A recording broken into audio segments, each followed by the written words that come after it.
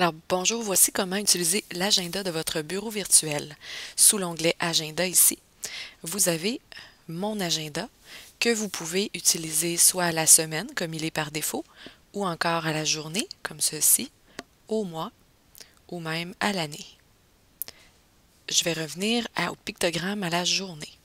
Alors pour ajouter un événement, j'ai tout simplement à cliquer sur le petit plus de l'heure à laquelle l'événement va commencer. J'ai ici mon nom. Ici, mon événement, est-ce que je veux qu'il dure toute la journée? Si oui, je clique ici. Sinon, je clique sur le deuxième cercle et là, je décide de quelle heure à quelle heure je veux que mon événement dure. Si par exemple, j'ai une réunion de 8 heures à midi, alors je vais aller changer l'heure de fin de mon événement. Je vais lui donner un titre, réunion.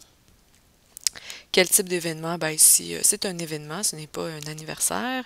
Le lieu, alors je peux inscrire le local, par exemple, de l'événement qui est ici, disons, local 216. Je peux même lui donner une couleur en vert parce que pour moi, le vert correspond à une réunion.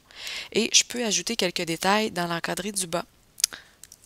Ceci est un test. Tiens. J'enregistre ensuite en cliquant en bas sur Enregistrer. Voici, mon événement a été créé. Je pourrais comme ça retourner, disons, à la semaine. Et dans une semaine, il y a également des petits plus juste ici.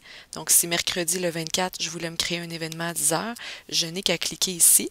Si c'est un événement qui revient, par exemple, tous les mercredis, je pourrais, de 10 heures à 11 heures, je pourrais ajouter une récurrence. Donc, admettons que c'est cours de maths et qui a tous les mercredis de 10 heures à 11 heures, je clique sur Ajouter une récurrence. Et là, on me dit, est-ce que je veux répéter jamais, tous les jours, toutes les semaines, par exemple. Donc, si je voulais que ce soit toutes les semaines, le mercredi, donc je vais cocher les endroits désirés.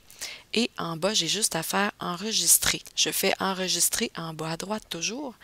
Et comme ça, quand je vais aller voir au mois, par exemple, voyez-vous, mon calendrier au mois, y a ajouté la semaine suivante. Et si je vais voir le mois suivant en cliquant sur la flèche à droite du mois, j'ai accès au mois de novembre et on voit que mon événement est récurrent. Parmi vos agendas, il y a également 3 autres types d'agendas. Ça, c'était votre agenda personnel.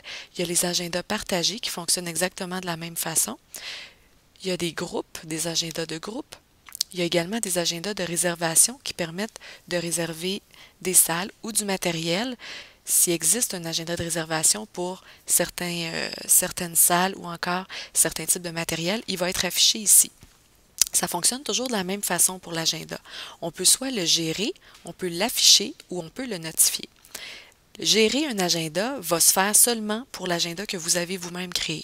Par exemple, cet agenda-ci, test 1, 2, 3, si j'appuie sur Gérer, alors je peux ajouter une description et je peux aussi ajouter ou retirer des gens. Alors ça, c'est intéressant. Je peux ajouter, par exemple, des gens pour qu'ils aient accès à mon agenda. Ensuite, je n'ai qu'à cliquer sur Retour et voilà, je vais pouvoir ajouter des gens. Pour créer des agendas partagés ou ajouter des gens, il y a une autre capsule que vous pourrez visionner qui va un petit peu plus loin. Si je reprends, là j'ai géré un événement, je peux aussi l'afficher. Lorsque je clique sur Afficher ici, ça veut dire que tout ce qui est dans ce calendrier qui est là, qui est sélectionné, va s'afficher automatiquement sur mon agenda à moi. Donc, je n'aurai pas besoin d'aller cliquer sur Test 1, 2, 3 pour voir l'agenda du Test 1, 2, 3. Automatiquement, tout ce qui est ajouté dedans va s'afficher dans mon agenda personnel. Lorsque je clique sur Notifier, ça veut dire que chaque fois qu'il y a un nouvel événement qui arrive ou qui est enlevé, bien, je vais recevoir un courriel qui va me notifier du changement apporté.